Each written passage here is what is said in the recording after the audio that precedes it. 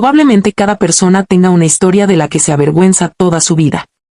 Y, por lo general, esas historias nacen en la juventud, cuando en la cabeza hay viento, y delante parece extenderse un camino infinito lleno de posibilidades, donde todos los errores parecen corregibles.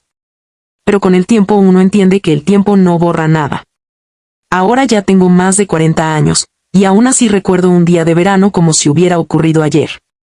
En aquel entonces acababa de dejar el servicio militar y regresé a mi aldea natal. En casa nadie me retenía especialmente. Mi padre se iba a una misión de trabajo, y con mi madrastra nunca tuve una relación fácil desde el principio. Se llamaba Zinaida. Tenía alrededor de 40 años, pero parecía mucho más joven.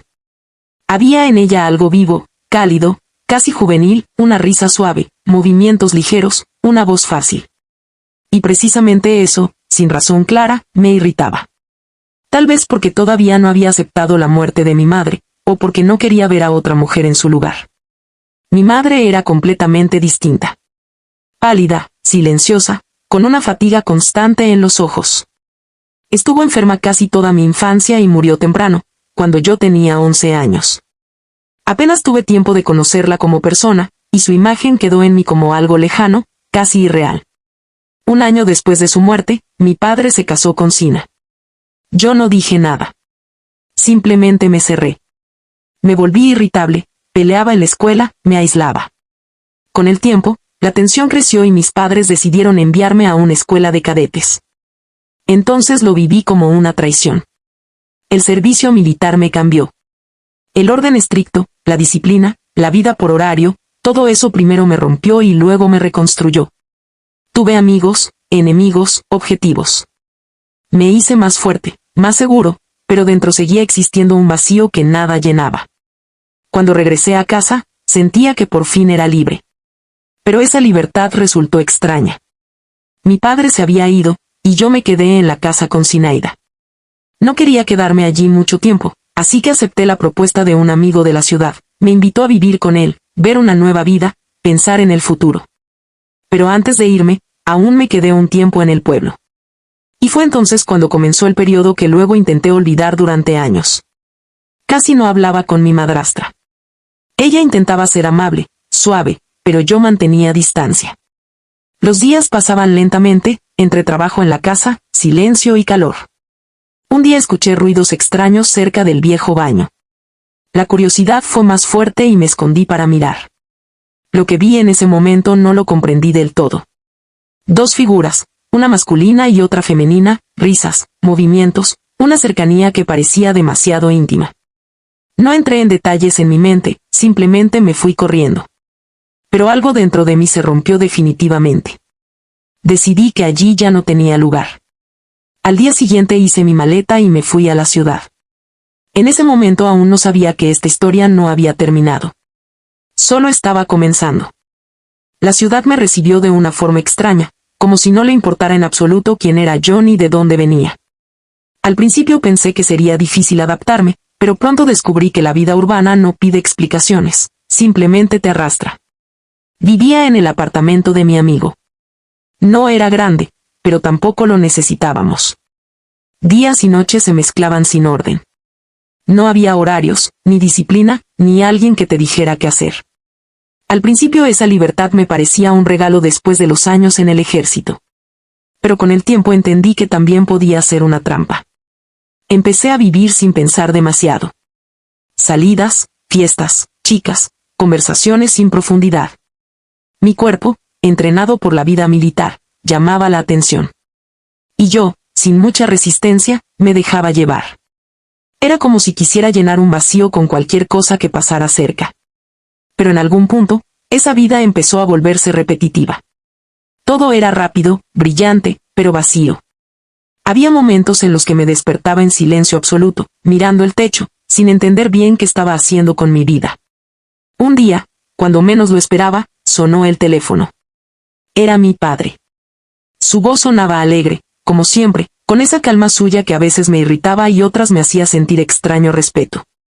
Hijo, te llamo porque necesito ayuda, dijo sin rodeos. La lluvia ha dañado el techo de la casa. Zina está cubriendo los baldes como puede, pero no es suficiente. Yo no puedo ir ahora. ¿Podrías venir tú? Me quedé en silencio unos segundos. No tenía ganas. No quería volver a ese lugar, a esa casa, a esos recuerdos. Intenté buscar una excusa, pero él me interrumpió con una frase sencilla. No te niegues. Te crié como a un hombre. Y colgó casi de inmediato. Esa frase me dejó sin salida. Al día siguiente ya estaba en el camino hacia el pueblo. Cuando llegué, la casa me pareció igual, pero yo no era el mismo. Zinaida salió al porche a recibirme. Se veía algo nerviosa, como si no supiera bien cómo comportarse conmigo. Yo apenas la saludé. Dije que venía a arreglar el techo y me fui directo a trabajar. El día fue pesado. El calor era fuerte, el trabajo en el techo agotador. No quería parar. No quería hablar. Cada golpe de martillo parecía mantener a raya algo dentro de mí. Zinaida intentó varias veces llamarme para que comiera o descansara, pero yo ignoraba sus palabras. Hasta que al final del día, cuando el sol empezaba a caer, la escuché de nuevo. No puedes trabajar todo el día sin comer, dijo desde abajo. Me giré. Estaba allí, con comida en las manos, mirándome con una mezcla de preocupación y paciencia. Bajé sin decir mucho. Nos sentamos a la sombra del viejo árbol junto a la casa. El silencio entre nosotros no era cómodo, pero tampoco hostil. Comí con hambre, sin darme cuenta de lo rápido que lo hacía. Ella me observaba en silencio, con una leve sonrisa. Te has vuelto fuerte, dijo de repente. No supe qué responder. Después añadió, casi en voz baja. Pero sigues teniendo esa mirada de niño enfadado. Sus palabras me incomodaron. Intenté defenderme con frialdad, pero no salió bien. En lugar de distancia, lo que apareció fue una conversación inesperada. Me preguntó por mi vida en la ciudad, y sin darme cuenta, empecé a contarle cosas. Y ella también habló, de la casa, de la soledad, de los días largos. Por primera vez en mucho tiempo, no parecía una madrastra. Era solo una mujer hablando conmigo. Y eso me confundió. Al día siguiente seguimos con el trabajo. Hubo un momento en que, al bajar de la escalera, ella perdió el equilibrio. Instintivamente la sostuve. Demasiado cerca. Demasiado tiempo. Nos quedamos mirándonos un segundo más de lo normal. Luego ella se soltó, riendo nerviosa, y corrió hacia el jardín. Yo la seguí, medio en broma, medio sin pensar. Y entonces ocurrió algo que todavía hoy no sé explicar del todo con palabras. Entre risas, silencio y esa tensión que crecía sin pedir permiso, el límite entre lo correcto y lo prohibido empezó a desaparecer. Y en ese instante, todo lo que había evitado durante años dejó de importar. Aquella tarde marcó un punto de no retorno en mi vida. No fue algo que pudiera explicar con palabras sencillas, ni algo que pudiera ordenar en mi cabeza como correcto o incorrecto. Solo sé que, después de ese día, nada volvió a ser igual. Pasamos un tiempo más en la casa, como si intentáramos fingir que todo seguía normal. Yo subía al techo, terminaba el trabajo con una concentración casi desesperada, como si el esfuerzo físico pudiera borrar lo demás. Ella se movía por el patio, evitando mirarme demasiado, pero al mismo tiempo estando siempre cerca. El silencio entre nosotros había cambiado. Ya no era simple distancia. Era algo más pesado, más consciente. Esa noche apenas dormí. Me quedé en la bañera vieja, mirando el techo de madera, escuchando los sonidos de la casa. Pensaba en mi padre, en la forma en que me había criado, en la vida que yo mismo había construido y en cómo, sin darme cuenta, todo se había desviado. Por la mañana, cuando salió el sol, tomé una decisión. No podía quedarme allí.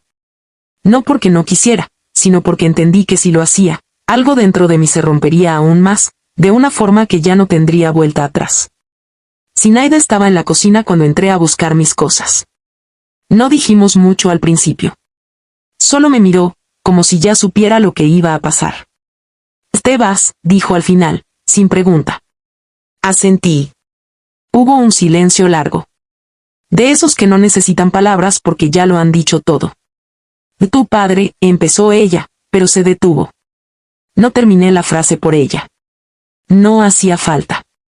Recogí mis cosas en silencio. Cada objeto parecía más pesado de lo normal.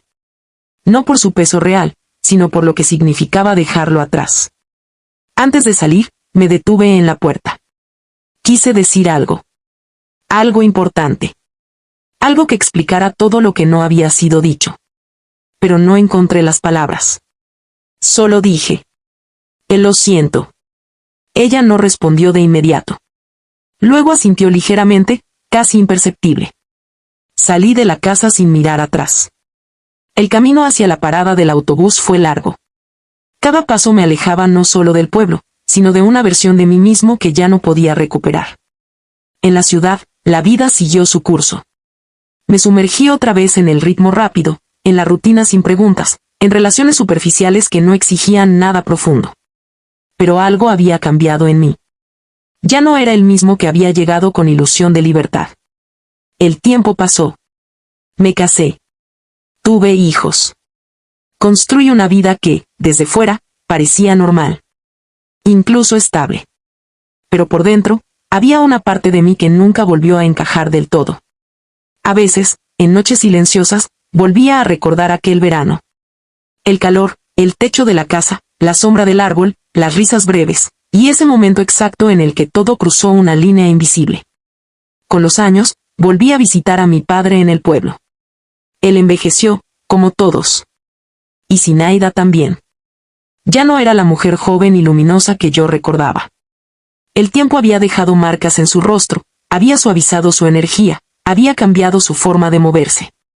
Pero, aún así, cuando la miraba, por un instante breve, todavía veía aquella versión de ella de mi memoria, la que reía bajo los árboles, la que parecía más joven que todos nosotros. Y eso me golpeaba con una fuerza inesperada. Porque el tiempo no borra lo que uno ha hecho. Solo lo cubre con capas de silencio. Cada visita se volvía más difícil. No por ellos, sino por mí. Porque había cosas que nunca se pueden decir en voz alta, pero que siguen ahí, vivas, incluso después de décadas. A veces mi padre me miraba con calma, sin sospechar nada. Y eso hacía que el peso dentro de mí fuera aún mayor. Hoy, cuando vuelvo a ese lugar, entiendo algo que entonces no podía ver: no siempre somos víctimas de nuestras circunstancias. A veces somos responsables de las decisiones que tomamos en los momentos más débiles. Y hay errores que no desaparecen. Solo aprendes a vivir con ellos. Pero incluso eso, no siempre es fácil.